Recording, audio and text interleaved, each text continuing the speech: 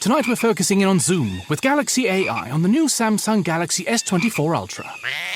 Ah, a baby tiger. Check out his claws as he prepares to pounce on that frog. Close one, but not as close as this Zoom. We can literally count the whiskers and... Oh look, Mum's here. Good thing I'm nowhere nearby. Go wild with Galaxy AI on the new S24 Ultra and zoom in on the epic day or night. Get yours now at Samsung.com.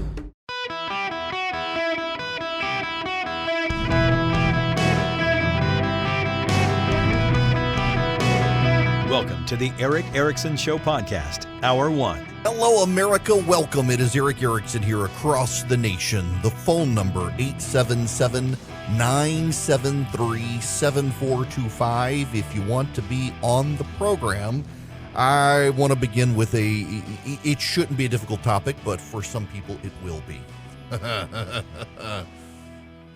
So let's begin with Ibram Kendi. You know who Ibram Kendi is. He's the anti-racist, woke guy. Dr. Ibram Kendi, I'm sure he would want us to say he's not a bright fellow. Now, I'm sure he'll accuse me of racism for pointing this out, but I've heard him talk multiple times. And one of the things that Kendi does is he uses a lot of word salads to cover up his shallow thinking when it comes to race and racism in America. This is a man who, when asked to define what anti-racism was, used the word racism in the definition. And anyone who went to a third or fourth grade class tended to learn you don't define a word with the word unless you don't know what you're talking about. And that's Ibram Kendi, who yesterday, and I missed this until someone pointed it out this morning, pointed out, let me read you his tweet, on President's Day, it is important to recall that at least 12 U.S. presidents enslaved black people, 8 while in office. 2/3 of the first 18 presidents collectively enslaved nearly 2,000 black people. We know what largely built this nation, and it wasn't freedom. He lists, of course, Ulysses S. Grant, whose wife inherited a slave who Ulysses S. Grant set free. But, I mean, far be it for us to let history get in the way of storytelling. What is notable is that the bulk of slaves in the Western Hemisphere were not actually in North America, let alone the United States. In fact, the United States itself prohibited the importation of slaves after about 1800 before the British stopped the Atlantic slave trade. Most of the slaves in the Western Hemisphere were in the Caribbean and South America. Interestingly enough, the Caribbean and South America, where there were more slaves than in the North American continent, did not progress economically like North America. So what set the slaves apart in North America from the slaves of Central and South America? But wait. The Confederate States of America, wherein the slaves existed, did not progress economically the way the northern states did. The Confederacy did not progress economically the way the Union did. In fact, if you read the Confederate States of America Constitution, it was actually far more socialist in its orientation, collective ownership and property rights alike, than the American Constitution, which supported private property, individual liberties, and rights. In fact, you might be able to say that those areas of the Western Hemisphere that embraced free market capitalism, like the Union, as opposed to the CSA or parts of Central and South America, progressed better. In fact, if we add on to this, the American nation exceeded the British Empire in economic production in about 1913, when the British Empire controlled so much of the world, they literally said the sun never set on the British Empire. And a smaller United States of America began well after slavery was ended to surpass the economic output of the great British Empire that controlled many more people in many more places on planet Earth. Why do you think there wasn't slavery after slavery was banned? See, when you probe just a little bit, the argument from these people falls apart. The argument begins to collapse. But they have this mythology. They want us to believe that the greatness and wealth of the United States came from slave ownership, when in fact only a portion of the North American continent had slaves, and those portions that had a vast greater amount of slaves actually performed far worse economically than the North American continent. And when you look at the North American continent, the place that exceeded growth expectations was the part that did not have slaves. If anything, slaves were a drag on the economy, and the South would have ultimately probably had to get rid of them anyway. Again, it's worth noting the bulk of slaves in the Western Hemisphere were not in the North American continent. They were in Central America and South America. Not only that, of the North American continent, they were almost exclusively in southern states. These southern states, when they broke away, had a far more socialist constitution without all the private property guarantees and the like of the northern states under the American Constitution. The American Constitution guaranteeing private property rights, contract rights, and the like actually surpassed the southern states economically. The free states without slaves performed better, and when the United States got rid of slavery altogether, it began to rev up its economy, and by 1913 had surpassed the great British Empire, the greatest empire the world has ever known, and did so without slaves. You would never know that from reading Ibram Kendi. Why? Because he has an anti-American mythology. He doesn't like the United States. He sees the United States and its capitalist worldview, its free market worldview, as a bad in the world.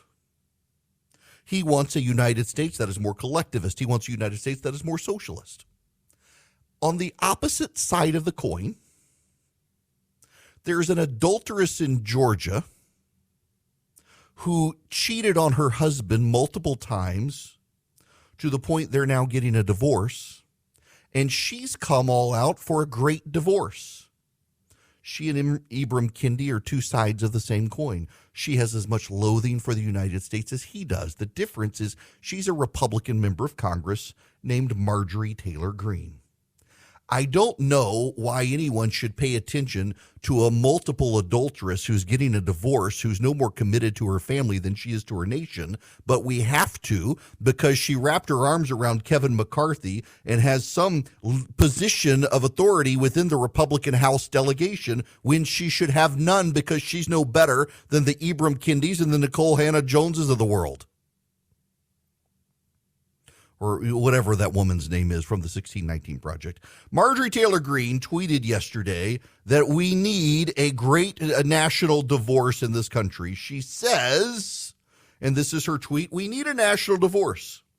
We need to separate by red states and blue states and shrink the federal government. Everyone I talk to says this.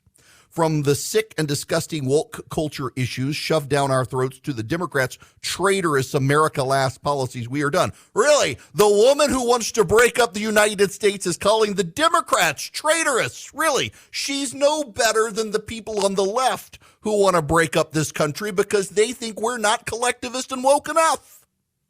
Two sides of the same coin.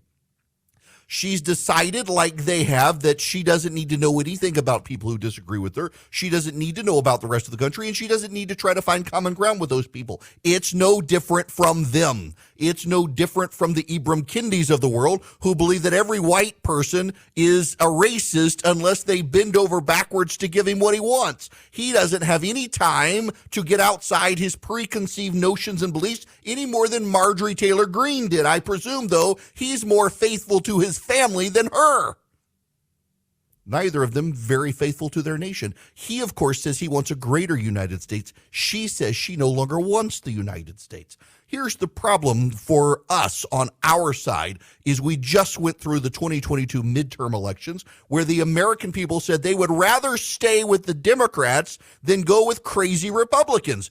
Everywhere that Republicans were not crazy, they won. Everywhere they were crazy, the Democrats were able to hold on to power, including in Marjorie Taylor Greene's own state, where the non-crazy Republicans won and Herschel Walker lost, where the non-Donald Trump candidates won and the Donald Trump candidates lost. Where would Georgia fit in Marjorie Taylor Greene's scheme? Probably not on her side.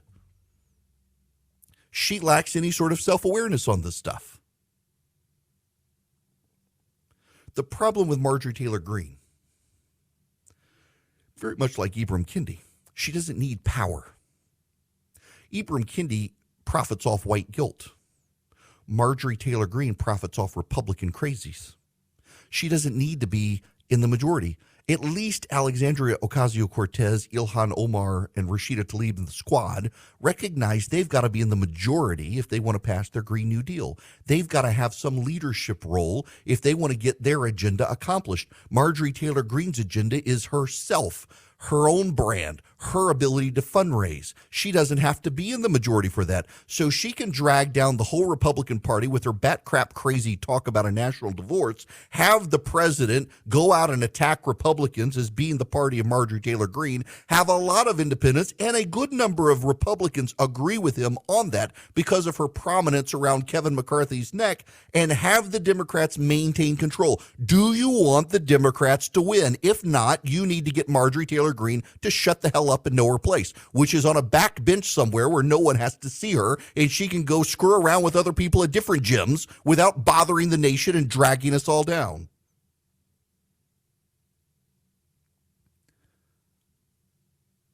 Y'all, if you love your country, you should be outraged about this. And here's the problem. For those of you who agree with Marjorie Taylor Greene and a great national divorce, you, like Marjorie Taylor Greene, have insulated and isolated yourself from America. Most Americans do not hate each other. Most Americans actually are tired of the woke stuff. And if you bother to listen to the voters in November, if you paid attention to the exit polling of what the voters actually wanted, the very reliable polling where they asked the actual voters who actually voted what they believe, what you would find is the voters are tired of the woke BS. They are tired of the Ibram Kendis of the world. They're tired of the 1619 revisionism. They're tired of the transgender advocates out there trying to silence everybody. They're all tired of that, but they're scared of what they will get when you put Marjorie Taylor Greene in a leadership position. They're scared of the Carrie Lakes of the world. They're scared of the Donald Trumps of the world. They don't want to start World War III any more than they want to break up the country. And they're pretty convinced these people will have at it in the destruction of the country. When you have a Marjorie Taylor Greene on the stage saying we need to break up the country, and you've got Donald Trump and Kevin McCarthy putting her on a stage, guess what? For a lot of people who don't pay a lot of attention to anything outside the visual is, oh my God, they put on the stage someone who wants to break up the country. They're a bunch of Confederates. The Republicans can and should win in 2024. Joe Biden is less popular than Donald Trump, and Kamala Harris is far less popular than him. But the Republicans aren't going to win by embracing someone who wants a national divorce any more than the Democrats are going to win by embracing the woke nonsense of the radical left. The party that is less crazy is going to win. And right now, when you have Marjorie Taylor Greene calling for a national divorce and the Republicans are putting her on the front stage with Kevin McCarthy, it looks like the Republican Party has lost its damn mind.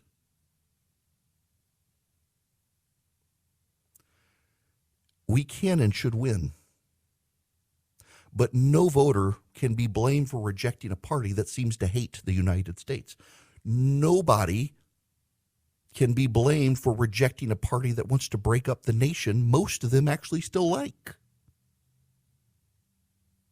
Little Eric Swalwell might have possibly, though everybody denies it, but he might have possibly done the bang bang with Fang Fang. Marjorie actually banged multiple gym bros, now wants the nation to join her in getting a national divorce, something Eric Swalwell doesn't. He kept his family together, not Marjorie Taylor Greene. She doesn't want to keep her nation together. Why should any of us listen to this woman? She should be ashamed for what she said, but she's not. She has no sense of shame because she gets to fundraise all this. Oh my gosh, they're attacking me for calling for a national divorce.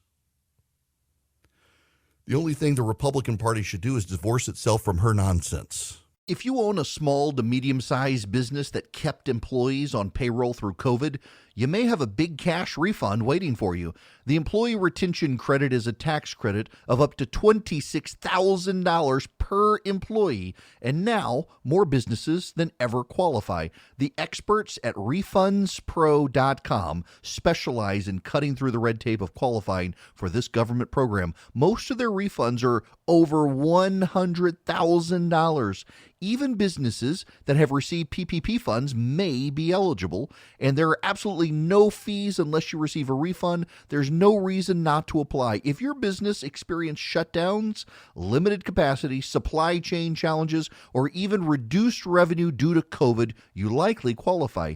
RefundsPro.com has already helped hundreds of businesses, so don't lose the refund you're owed by missing the deadline. Get started today with the free 5-minute questionnaire at RefundsPro.com. That's RefundsPro.com. Hello there. It is Eric Erickson here. The phone number, if you want to be on the program, 877-973-7425.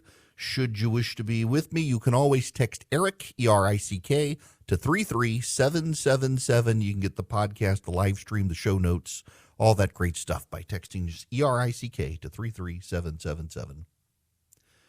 Kristi Noem is headed to Washington, D.C. She is the governor of South Dakota, and she is considering running for president of the United States. It appears the Dispatch. I was just looking at something at the Bulwark. Those Bulwark guys. I've got several friends who write there, but they really seem to want Donald Trump. It is remarkable. I saw somebody lead me to a link over there, noting that the most radical never-Trumpers seem to be Donald Trump consultants with the rise of Ron DeSantis. They are so desperate to stop any alternative to Donald Trump, claiming Trump is some sort of existential threat. They want to stop anyone who could possibly beat Donald Trump in the Republican primary. Funny how that works.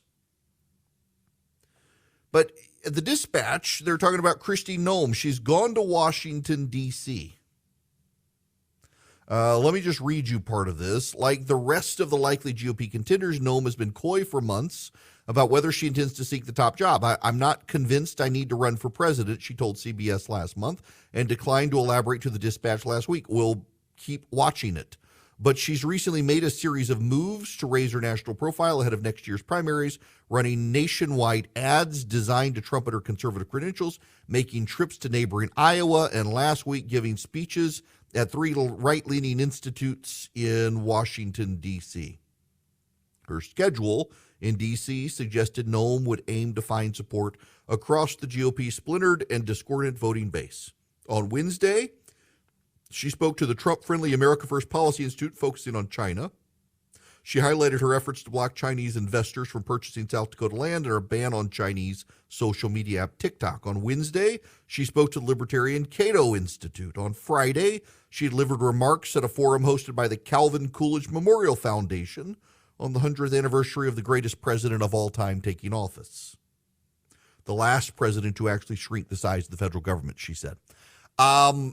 This is intriguing. You know, the criticism from conservatives in D.C. about Noem was that she was a pretty establishmentarian Republican member of Congress. She pretty much did what leadership wanted. She never picked a fight. Some of the Republican Study Committee, then House Freedom Caucus members felt like she let them down.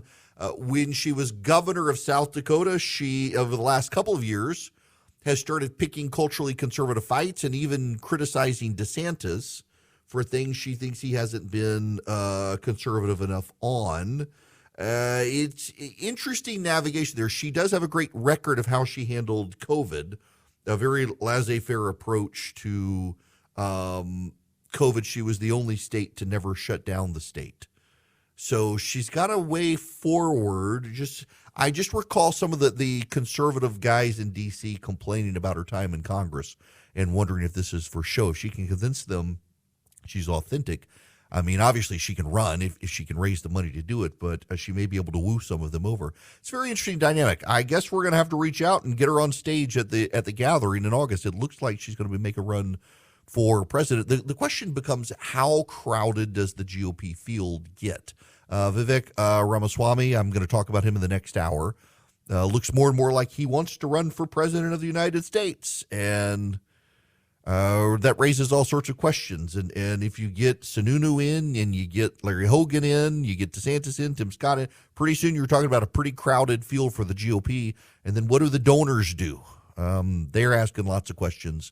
We'll get to that as well. When we come back, however, we got to talk about Ukraine. Y'all, I want to be real honest with you. I I have looked, because you have asked me to look, for a reputable gold company that can give you advice and answer your questions that's not gimmicky. Like, for example, some of them do certificates, and some of them they try to rope you in with other stuff. You are interested in precious metals for your retirement savings to ease the ebbs and flows of inflation and wild swings in the stock market.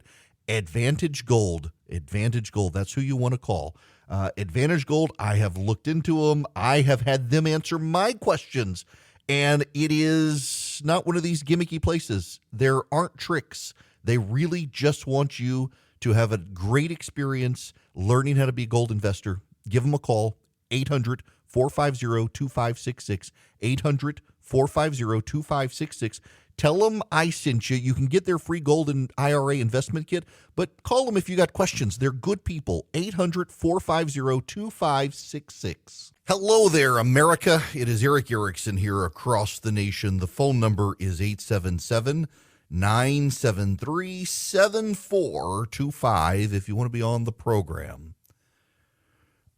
I want to talk to you about Ukraine. I won't criticize Joe Biden visiting Ukraine other than to say it could have happened sooner when other world leaders were going there. But he finally went, and I think it is a good thing when the president of the United States, and he is our president, whether you like him or not, he showed up in Kyiv to encourage them and boost their morale. I support the war effort in Ukraine. There's a conservative host who will go nameless who was on a podcast claiming how Americans want his son to go fight and die in the fields of Ukraine against the Russians. That's blitheringly insane nonsense. The whole reason I support the Ukraine war effort is because I don't want our sons and daughters to fight the Russians. When I was a kid, there was a thing. It was the phrase was coined by Winston Churchill in a speech in Missouri, an iron curtain descending across Europe. There was a divide between Eastern and Western Europe. The territories the Soviets had invaded and recaptured from the Nazis were under Soviet control. And a lot of countries existed in name, but were behind the scenes run by the Soviets. Estonia, Latvia, Lithuania, Poland, at the time Czechoslovakia, Hungary, Romania, Bulgaria, Yugoslavia. And then, of course, there were the Russian territories that were part of the USSR. Latvia, Lithuania, and Estonia were part of the USSR for a time. Ukraine, Moldova, Georgia, Armenia, Uzbekistan, Kazakhstan, Turkmenistan, Azerbaijan. These were all parts of the Soviet state. Tajikistan. And the Soviet Union was a ruthless regime. It was an atheist regime. It was a horrible place to live. There are a lot of people who want to revise the Soviet Union, Bernie Sanders being included among them, who tend to claim it wasn't that bad. Bernie Sanders took his honeymoon to the Soviet Union. He was a propagandist and apologist for the Soviets. Bernie Sanders claimed it was a good thing that there were bread lines because at least people weren't going hungry, which is nonsense. There were lots of people who were starving in the Soviet Union. There were bread lines because they had no plenty in the Soviet Union. Soviets who would come to the United States or Western Europe and see Western grocery stores were amazed. The Soviet Union maintained a sphere of influence into Eastern Europe, and it was one that for a time the Russian Empire had also had. The Russian Empire had spheres of influence. Crimea in Ukraine used to be a hard-fought, hard-won territory of the Russian Empire. Ukraine itself was essentially the slave state of the Russian Empire and then the Soviet Union. They were their own people with their own identity. And the Russians and then the Soviets ruthlessly tried to stamp out that identity, and the Ukrainian identity remained. The Ukrainian language prevailed. For so long, we in the West said Kiev, and that was the Russian pronunciation for the capital of Ukraine. The Ukrainians said Kyiv, and much of the West has gone back to saying Kyiv in recognition of Ukrainian sovereignty. The reason I have supported the war in Ukraine and the war effort there is because at some point, if the Russians are emboldened in Ukraine, they're going to be emboldened to spread further across the former Soviet sphere, the former Russian Empire sphere. They're going to be emboldened to try to take back and control through force or through subversion territories. There's a report out today, in fact, that the Russians have plans to take over Belarus. Belarus has been a client state of Vladimir Putin's. Belarus is run by a strong man who is there and allowed to be there because of Vladimir Putin. And the Russians want to thoroughly reintegrate it into Russia. They want to thoroughly reintegrate Ukraine into Russia. They would like to thoroughly integrate Estonia, Latvia, and Lithuania back into Russia. And if you know Estonia, Latvia, and Lithuania, these are proud countries. In fact, much of the territory controlled by Russia in the east all the way to Moscow used to be part of the Kingdom of Lithuania, which receded over time. The Lithuanians are a very proud and wonderful people. Estonia is probably the most free market country on planet Earth. Latvia as well. Strongly free market. These people had a very hard time fleeing the Nazis. I know multiple people who had to flee Latvia because of the Nazis, and then the Soviets took over and they could not go home. These were proud nations. Poland, of course, has a terrible, sad history of being conquered and broken up by surrounding neighbors from Germany and the Austro-Hungarian Empire and Russia itself. And the Poles now stand free and for freedom, and the Russians ruthlessly covet integrating themselves back into Poland and into Hungary and into Romania, into Moldova.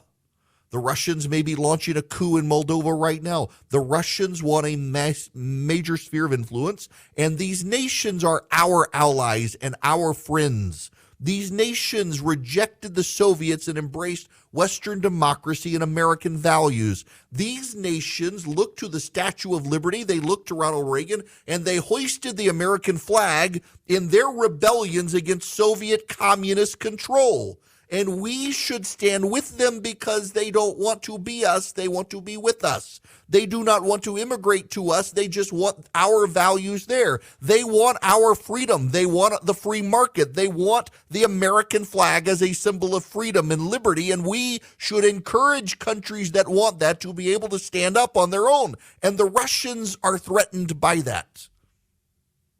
For a long time, there was a theory prevalent on the right that the Russians should be integrated into the West. Vladimir Putin chose not to be.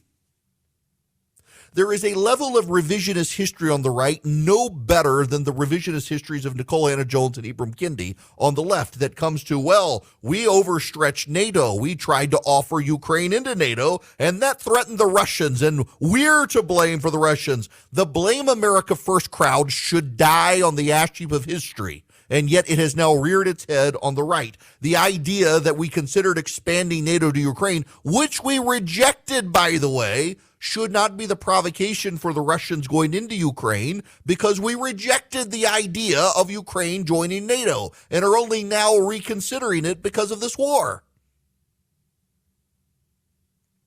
Moscow wants a sphere of influence, and the problem is we are allies with a number of the countries into which Moscow wants its sphere of influence. And I agree with the thinking of many that if they are emboldened and can take Ukraine, they will start moving into other territories, and eventually it will come to conflict with us. And I would rather fund the Ukrainians and let the Ukrainians kill the Russians than let your sons and my son be the ones who have to go stop the Russians. I would rather fund a proxy war. It's what we did in the Cold War. Around the world, Ronald Reagan funded proxy wars with the Soviet Union, and we stopped Soviet incursions into our spheres of influence. It was good then, it's good now. It is a good tactic. It's a good strategy. It keeps our sons and daughters from dying. Your sons and daughters will eventually go to war with Russia if we don't stop Russia now. And if we don't stop Russia now, we will go to war with Russia and China together, and they will be formidable. funding Ukraine is about us not going to war. And the people on the right who say, oh, we're going to go to war with Russia are totally missing the ball on this because they're trying to scare you out of funding Ukraine, in large part because of their isolationist tendencies. And as a student of history, I look at us isolated, and every time the United States isolates itself, the world goes to war. The world does not go to war when the United States stands astride the nation, the globe, saying we are the leader of the free world. The world does not go to war when the United States exercises its authority as the last best hope of mankind. But I have to tell you something. I'm getting a little damn tired of the people who support Ukraine saying, if you don't, you're a tool of the Russians. If you don't, you support China. If you don't, you support the Russians. We have to give them blank checks. Why the hell do we have to give Ukraine a blank check? I support funding the war in Ukraine. But the idea that you can't write a blank check to the people of East Palestine, Ohio, but you can to Ukraine is kind of crap. The idea that we have to give Ukraine everything it wants, but we can't give the people of East Palestine, Ohio, what they want is kind of nonsense. The idea that we have to fund the pensions of the Ukrainians and we can't actually fund Social Security in this country, we just borrow from it until it goes bankrupt, is kind of nonsense. I think we should help Ukraine, but that help should come with a cost-benefit analysis. That help should come with some restraint. We should not be writing blank checks. And the people out there who are the teetotalers on this, who are like, you either support them and give them everything they want or you're with the Russians, that's not helpful. That actually undermines your case. Because that suggests a level of ideology as opposed to a level of reason. That suggests a level of cult-like behavior and not a call to arms to defend Ukraine and actually prevent us from having to go into a direct war with Russia. I think we should be there. I think we should be giving them their arms. I think we should be giving them money that they can buy our weapons, creating jobs in Alabama at the weapons manufacturers. But the idea we give them a blank check, the idea that Ron DeSantis coming out yesterday saying we can't be writing blank checks is somehow anathema to the war effort is kind of nuts. We can't write blank checks to a foreign country. But I think we should support them if we can, and we should. This all-in or all-out stuff is just driving me crazy on both sides. There's got to be some nuance to the conversation. There's got to be some restraint in the conversation. I think it is in our national interests to help the Ukrainians kill these Russian soldiers who have invaded their country. After all, Russia invaded Ukraine, but it's also deeply unhelpful to have Ukrainian ministers saying, we're going to drive our tanks that we've just given them to Red Square. That's not helpful either. They undermine their own side. Where is the restraint at this point? It makes a lot of sense to me from a national security perspective to be doing what we're doing. And you know what we found out? The weapons we built during the Cold War to stop the Soviets and then to restrain the Russians, they actually work really freaking good. I said freaking. They work great. They do what we designed them to do. In the real world tests, we've deployed them in Ukraine, and they're masterful. They are head and shoulders above what the Russians have offered, something that we theorized but did not know, and now we know. And now we can refine those weapon systems, and we even get to test them against the Chinese weapon systems that are slowly going into Ukraine. We get to use Ukraine as an experimental battlefield for our next generation of technology. That's a good thing. When we were fighting ISIS in the mountains of Kraplakistan, we didn't need these weapons. Now we do, and they work beautifully. But we can't write blank checks. And we shouldn't insult the people who disagree with us. We should restrain the hysterical nonsense about our sons dying in the fields of Ukraine, which isn't true. But we should also recognize people do have reservations about all the money we're sending to Ukraine, particularly when Joe Biden doesn't want to send money to East Palestine, Ohio, dealing with the rail disaster. We got to recognize those things. But I wish those who are opposed to helping Ukraine would see the larger picture here. The Russians and the Chinese are beginning to build a relationship to rival us. us using Ukraine as a proxy to whittle down and harm the Russians who want to harm us is actually a smart play for our national security. It's also really, really likely that if we don't restrain Vladimir Putin there, he will eventually begin to encroach upon the territories of our allies, whether surreptitiously through rigging elections or through military attack. And either way, we're going to have to confront the threat if we don't confront it in Ukraine. This is not something that's going away. And I would rather not have your son and my son and your daughter and my daughter fighting the Russians when the Ukrainians are very willing to fight them for us. The Eden Pure Thunderstorm 3-pack is back on, and you can take advantage of it at EdenPureDeals.com. Someone last night emailed and said, what is this website? What is this website? You know, the Garden of Eden, E-D-E-N, Eden, Pure, P-U-R-E, EdenPureDeals, D-E-A-L-S.com, EdenPureDeals.com. You go to EdenPureDeals.com, and you'll be greeted with a discount code box on the front page of the site, and you put in Eric, my name, E-R-I-C-K. Put that in, and you get the Eden Pure 3-pack for less than $200. So you get 3 of these, one for upstairs, one for downstairs, one for your basement or your RV, your travel bag, wherever you need it. 3 of them for less than $200, and you get free shipping. What is it? It is an air purifier. It gets rid of the pollen and the dust floating in the air, but more magically, it eliminates odors. So someone's been smoking in your car. You fire up the Eden Pure Thunderstorm, it wipes out those odors. Someone's been painting a room in your house. You fire up the Eden Pure Thunderstorm, it wipes out those odors. Your litter box stinks. Fire up the Eden Pure Thunderstorm, it wipes out those odors. You've gone to a hotel room and it smells bad. Fire up the Eden Pure Thunderstorm, it takes out those odors. I keep one in my travel bag just for that. You can plug it into the wall or into a USB connection in your car. EdenPureDeals.com. The discount code is just my name, Eric, E-R-I-C-K. 3 of them for less than $200, EdenPureDeals.com. Hello there, it is Eric Erickson here. Don't forget to subscribe to the daily email. Text your text data to 33777. Text data to 33777. You should know that while we are here talking, the adulteress from Georgia, the Congresswoman Marjorie Taylor Greene, is on Twitter talking about how much she knows about irreconcilable differences. I guess it's fresh on her mind given the state of her marriage, given what she did. And she wants the whole nation to break apart now, projecting her personal life onto the country. Kind of sad, maybe therapeutic for her. For the rest of us, it's nonsense, and shame on her for trying to engage in that level of next level nonsense. Maybe instead of posturing online and performing for the crowd, you actually get out and meet people who disagree with you. You realize very few people actually want to break up the country.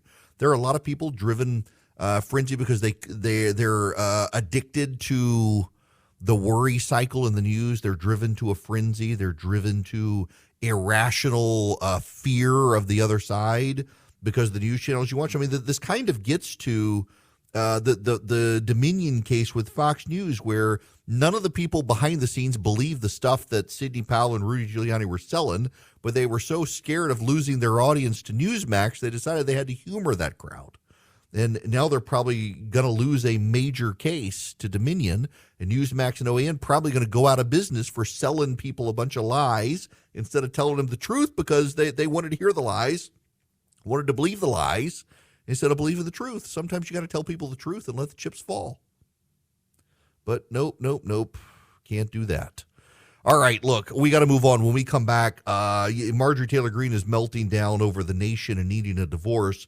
The left is melting down over Nikki Haley. They do not understand how to handle Nikki Haley and cannot come off without sounding like the misogynists they claim only the right has and the racists they claim only the right has. Good Lord, the people on MSNBC are positively unhinged about Nikki Haley. And interestingly enough, some reporters went down to South Carolina and to Iowa, where Haley was campaigning, and they encountered a whole lot of Trump supporters who they're maybe not sold on Haley per se, but they're ready to move on to someone new beyond Trump. And that's giving the Trump team a little bit of concern that so many of their longtime supporters are showing up at these Nikki Haley events saying, maybe not her, but it's time for someone new. It is Ryan here, and I have a question for you. What do you do when you win? Like, are you a fist pumper, a woohooer, a hand clapper, a high fiver? I kind of like the high five, but if you want to hone in on those winning moves, check out Chumba Casino. At ChumbaCasino.com, choose from hundreds of social casino-style games for your chance to redeem serious cash prizes. There are new game releases weekly, plus free daily bonuses. So don't wait. Start having the most fun ever at ChumbaCasino.com. No purchase necessary. VGW Group. Void where prohibited by law. See terms and conditions. 18+.